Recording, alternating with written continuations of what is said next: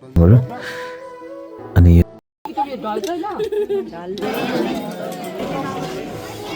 So केही दिनमा चाहिँ है बिहा छ हाम्रो गाउँमा र गाउँतिरको बिहा चाहिँ एकदम साह्रो पर्छ है। कस्तो हुन्छ भन्दाखेरि अब यसरी डेरा बनाउनु पर्छ हो, यसरी डेरा बनाउनु पर्छ, त्यसपछि मण्डप सण्डप बनाउनुको लागि केटाहरू यहाँकै खट्छ है। त्यसरी यहाँ काम गरिरहेको छ केटाहरूले बिहाको लागि। नमस्ते सबैजनालाई।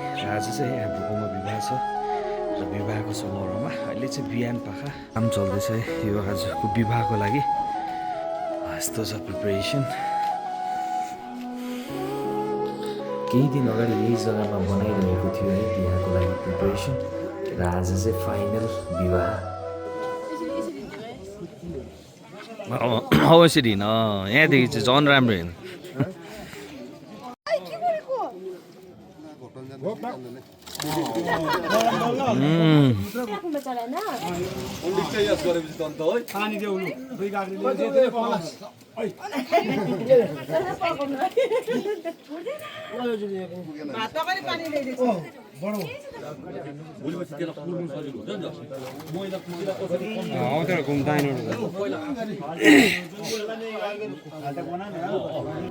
अनि पूजाआजा भइसकिसक्यो। अब चाहिँ मासुहरू पकाउनुतर्फ, किनकि जन्ती आइसक्नु आँटेको छ है र अब चाहिँ तयारी भइरहेको छ मरमसला फिट्ने कामहरू। अनि यो सबै गरिसकेपछि चाहिँ अब खानाहरू पकाउनुपट्टि लाग्नेछ।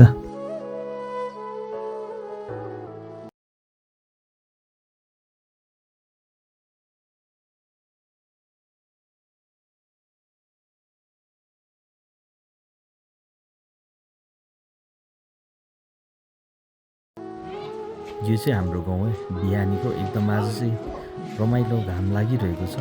विवाहको तयारी धुमधामसँग भइरहेको छ।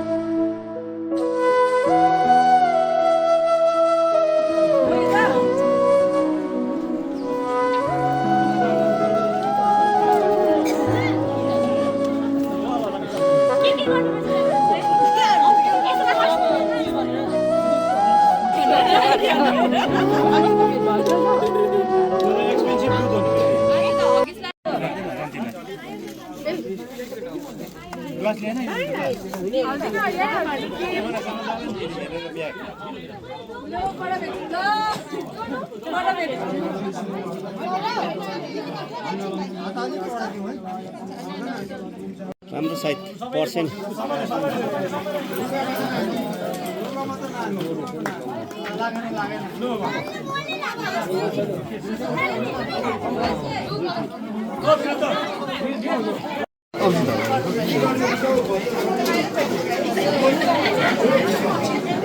यो पनि रहेछ।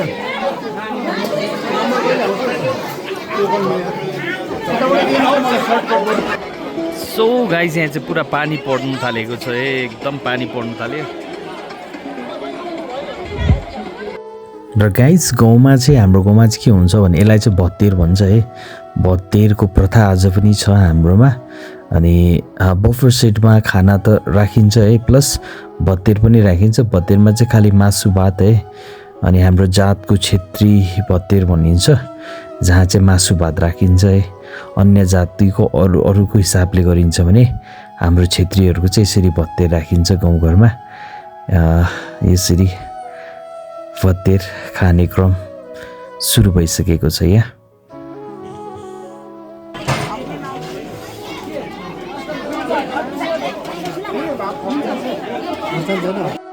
सो अघिसम्म चाहिँ एकदम दामी घाम लागिरहेको थियो। अहिले यहाँ हेर्न सक्नुहुन्छ एकदम ठुलो पानी पर्न थाल्यो है।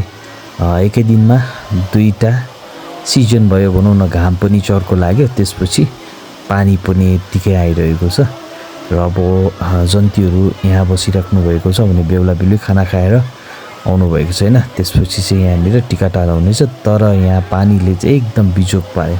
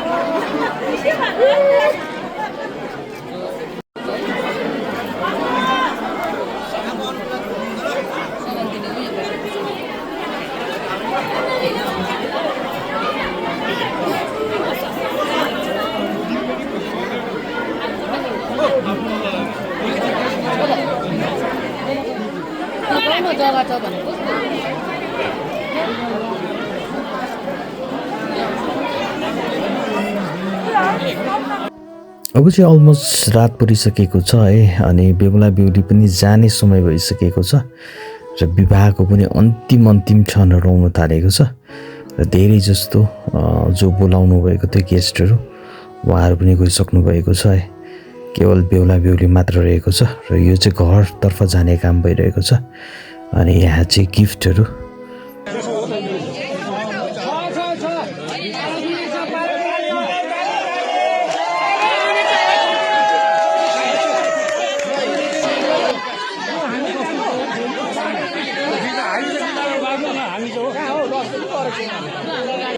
सो अब चाहिँ बेहुला बेहुलीलाई अन्तिम बिदा दिने काम भइरहेको छ अनि गाडीमा चढ्नुभन्दा अगाडि भगवान्सँग प्रार्थना गर्दै है अनि अब चाहिँ बहिनीको सुखमय जीवन होस् हामी त्यही कामना गर्छौँ भगवान्सँग पनि।